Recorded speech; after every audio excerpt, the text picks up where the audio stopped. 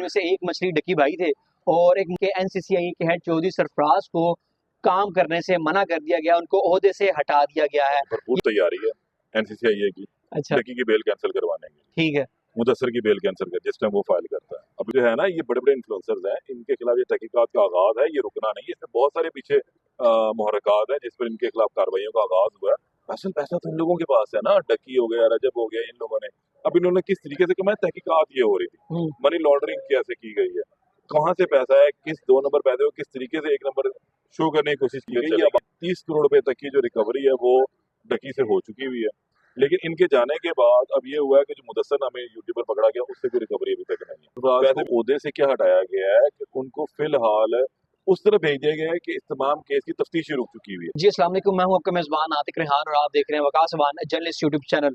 एनसीसीआई के जो हेड हैं चौधरी सरफराज साहब, जिन्होंने यूट्यूबर के खिलाफ शिकंजा कसा था और बड़ी बड़ी मछलियां पकड़ी थी, जिनमें से एक मछली डकी भाई थे।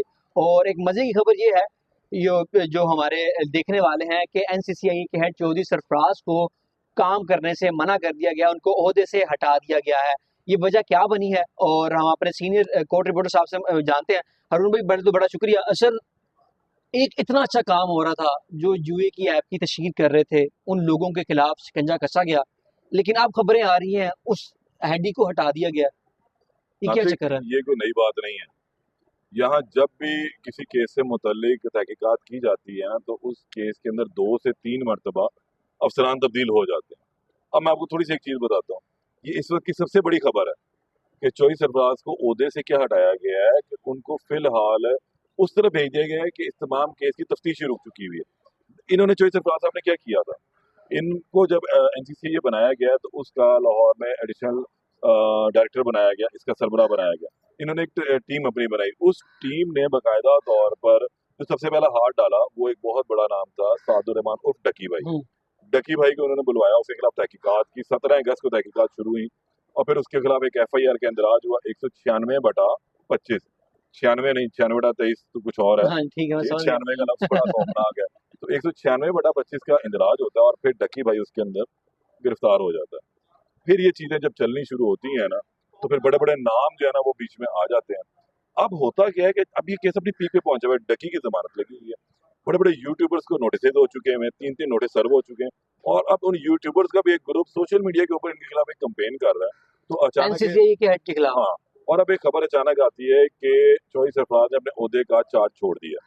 अच्छा, मेरे पास जो इतलात आई है उसके मुताबिक ये गालबन 6 माह की रुखसत पर सर, चले गए। मैं उस पर भी आता हूँ आपसे। आपकी सरफराज साहब से बात भी हुई है, तो मेरा सवाल आपसे ये है, क्या उन्होंने कोई ऐसी बात कही है आपको कि यूट्यूबर्स की वजह से नहीं, मैं देखिए, मैं जुगसदी पे बताता गया हूँ या मुझे हटा दिया गया यूट्यूबर्स की वजह से, ऐसी कोई बात? ऐसा नहीं होता कि कोई भी अफसर जो है ना किसी भी जिस भी इदारे के अंदर होता है ना, फेडरल के मुलाजम है, वो लाहौर, कराची, इस्लामाबाद, सर, इन्फ्लुएंस पेशावर, तो होता है लाहौर, सियासतदानों का। कराची, इस्लामाबाद, पेशावर, कहीं पे भी उनको डिप्यूट किया जा सकता है। वो गुज़िश्ता काफी अर्से से लाहौर में थे, वो साइबर क्राइम के भी विंग के हेड रहे हैं, उसके अलावा भी और 2-3 बड़ी अहम पोस्टों के ऊपर काम करते हैं बतौर एडिशनल डायरेक्टर। अब एनसीसीए के हवाले से भी उन्होंने बड़ा अच्छा काम शुरू किया था। कुछ लोगों को दरअसल इनकी तशहीर पसंद नहीं आई, काम के शायद तरीकाकार पसंद नहीं आया और शायद ये कुछ वजूहत बन सकती हैं इनके इस रुखसत पे जाने सर, की या चार्ज किन लोगों को काम पसंद नहीं आया? माफियात हैं यहाँ, कौन माफियाज? बड़े बड़े माफियात हैं। ये नातिक, ये पूछने का सवाल ही नहीं होता कि कौन कौन, इसके अंदर सबको पता है कौन कौन। आप ये देखें कि इसके बेनिफिशरीज कौन है, ये मुझे और आपको आज बताने की जरूरत नहीं। पिछले 15 दिन से आप भी काम कर रहे हैं, मैं भी काम कर रहा हूँ। इसके पीछे बेनिफिशरीज है जिनके इसके जाने से जिनको फायदा है, लेकिन मैं आपको बताऊं फायदा होना किसी को नहीं है। अफसरान का आना जाना लगा रहता है, केसेस वहीं स्टैंड सर, आप इस केस के हवाले से बात करें। ये केस जो है अभी तो रुक चुका है ना? नहीं, अभी इस पे काम हो रहा है?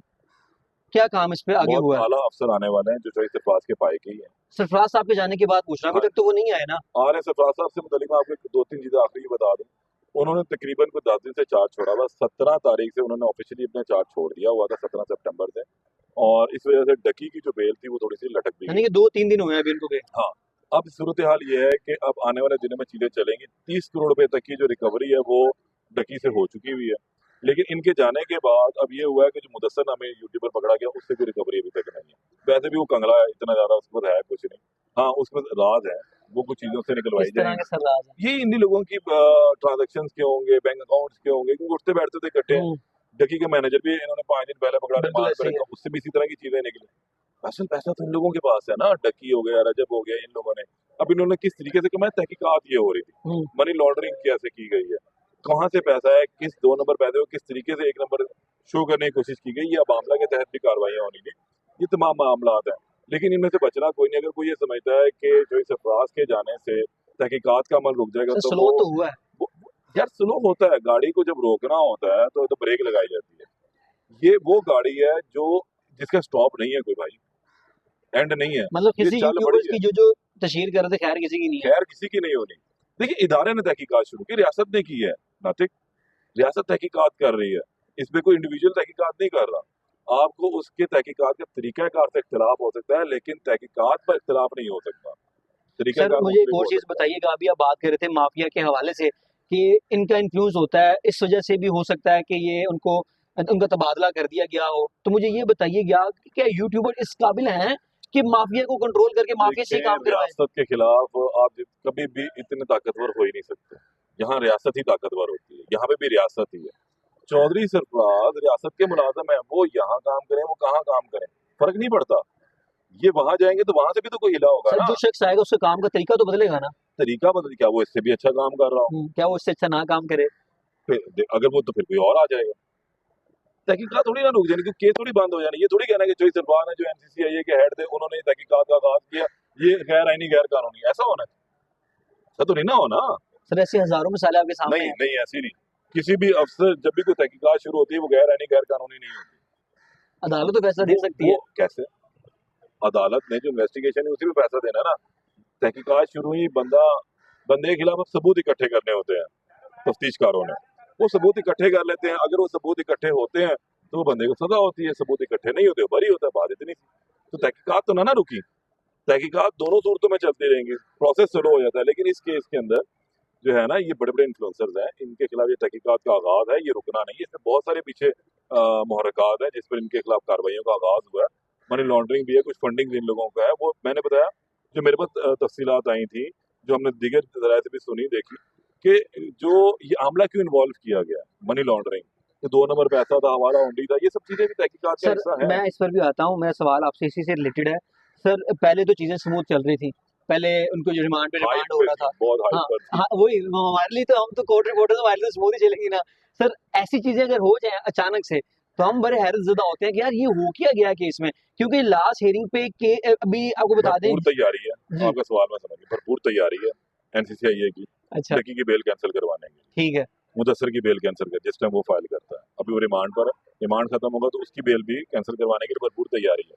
मवाद इनके पास इकट्ठा है, हर चीज है, सफा मिसल पर आ चुकी हुई है, कोर्ट के टेबल पर जाए। सर अगर कोई इसमें वादा माफ गवाह बन जाता है? फंसेंगे, अच्छा अच्छा होगा, लोग वादा माफ गवाह बनते जाएंगे, अपने आप को क्लियर करवाते जाएंगे, 4-4, 6-6 महीने की सजाएं हो जाएंगी।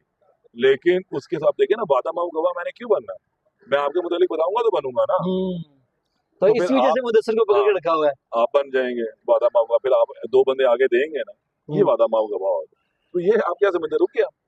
नहीं मेरे सर आपसे ना सवाल ये था कि पहले ये केस चल रहा था जुए की तशहीर के हवाले से, लेकिन जब बहुत चीजें सारी साम चीजें इन्वॉल्व हो जी चुकी मैं हैं, बाद में मामला उसी पे आ मैंने रहा बताया। हूँ। जब आप मनी लॉन्ड्रिंग के ऊपर आए तो उसके बाद केस ने करवट बदली, एनसीसीआई के हेड को हटा दिया गया और चीजें जो है कुछ नहीं, थोड़ी सी स्लो हो गई हैं। अभी दूसरे हेड नहीं आए, तो उस वक्त तक काम तो नहीं होगा इसके ऊपर? नहीं काम क्यों नहीं होगा? सर अभी बैठे ही कोई नहीं होगा बात सीट के छुट्टियों में ऊपर। चले जाएंगे बाकी जो नीचे अफसर हैं। अब भाई एडिशनल चार्ज किसी न किसी के पास तो होता है ना भी चार्ज हो तो जिन चीजों पर आप देखें ना, टकी की बेल परसों लगी हुई है, ठीक है, 3 दिन के कहीं ना बाद कहीं लिवरेज मिलेगी ना। डेट हो जाएगी अगली। अल्टीमेटली नुकसान उसी को ही होना है, फायदा नहीं होना। इनको फायदा नहीं, अगर ये समझ रहे हैं ना कि ये प्रोग्राम बढ़ गया, तो भाई प्रोग्राम इनका ही बढ़ जाना है। रियासत है ना एक साइड पे, रियासत के खिलाफ नहीं आप जा सकते। रियासत ने चीजें इकट्ठी की होती हैं, रियासत कभी लेट डाउन नहीं होती है, ना वो होने देती है अपने बंदों को। ये गए, नया आया, नया गया, तीसरा आया, तीसरा गया, चौथा आया, ये सिलसिला बेशक चलता रहेगा। अल्टीमेटली इसका कोई ना कोई रिजल्ट आएगा, ये चीजें डेड होंगी, ये लोग रुकेंगे, ब्रेक्स लगेंगी। हाँ, मैं फिर वही बात करूंगा, चौधरी सरफराज के तरीकाकार लोगों को शायद पसंद नहीं आया, तशहीर उनकी पसंद नहीं आई, उनकी फेम पसंद नहीं आई, ये एक वजह हो सकती है। लेकिन अगर आप उनकी कागजी कार्रवाई से, ब्लैक एंड व्हाइट कहते हैं पेपर के ऊपर, वो अगर बात करें तो वो घर पूरा है इनका, ठीक है वो घर पूरा। चलें सर, बहुत शुक्रिया आपके टाइम का। तो आज की खबर ये है, हमारे सीनियर कोर्ट रिपोर्टर हमारे साथ मौजूद थे, उन्होंने बताया है कि बेशक कोई चला जाए छुट्टी के ऊपर, कोई एनसीसीआई का हेड हो या कोई और चला जाए, तो वो काम रुकता नहीं है। हो सकता है कि जो आने वाला हेड है, जो आने वाला इसका इंचार्ज संभालेगा एनसीसीआई का, तो हो सकता है वो इससे मजीद तेज काम करे। खैर, आने वाली खबरें क्या होती हैं, मजीद अपडेट के लिए चैनल को सब्सक्राइब कर लें।